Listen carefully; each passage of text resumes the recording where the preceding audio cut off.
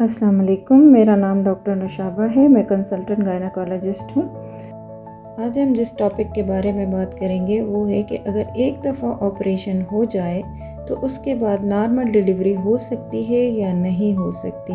हम इसे अपनी मेडिकल ज़बान में VBAC कहते हैं, VBAC यानी कि vaginal birth after caesarean section.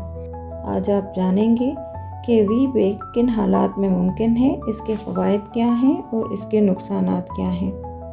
Vaginal birth after caesarean section सिर्फ उन औरतों में मुमकिन है जिनका पिछले ऑपरेशन और इस हमल में कम से कम 18 महीने से 2 साल तक का वक्फा रहा हो, पिछला सिर्फ एक ही ऑपरेशन हो, ऑपरेशन का कट एब्डोमेन के निचले हिस्से पे हो, पिछली डिलीवरी में जो मसला था, जिस मसले की वजह से ऑपरेशन था, वो मसला इस हमल में ना हो, मौजूदा हमल में बच्चा नॉर्मल साइज़ का हो, सही पोजीशन पे हो।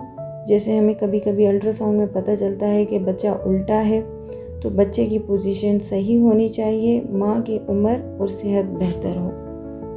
अगर ये सारी चीज़ें मौजूद हों तो हम नॉर्मल डिलीवरी यानी कि VBAC का चांस ले सकते हैं। VBAC के कुछ फ़ायदे ये हैं, चूँकि ऑपरेशन नहीं होता, कट नहीं लगता, इसलिए दर्द कम होता है और आप जल्दी चल फिर सकती हैं।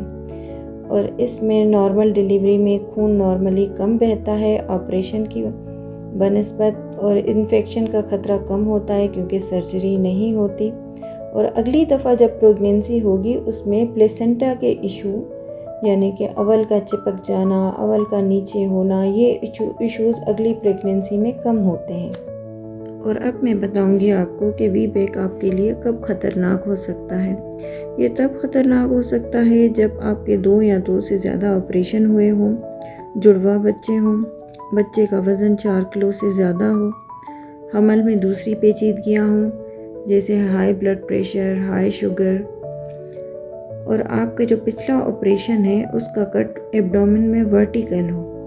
अगर ये वजूहात हों तो VBAC आपके लिए ख़तरनाक हो सकती है।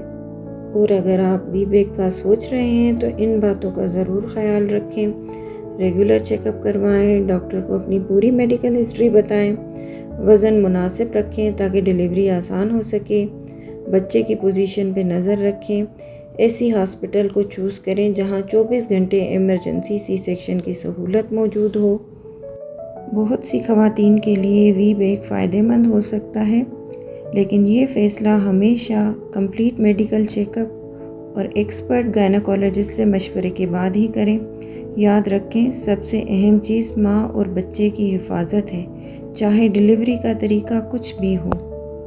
अगर VBAC को लेके आपके जहन में कुछ सवालात हैं तो कमेंट सेक्शन में मुझे कमेंट करें, मैं अपनी पूरी कोशिश करूँगी कि मैं सबको जवाब दूँ। अगर वीडियो अच्छी लगी हो तो लाइक, शेयर और सब्सक्राइब करें। Thank you. अल्लाह हाफ़िज़।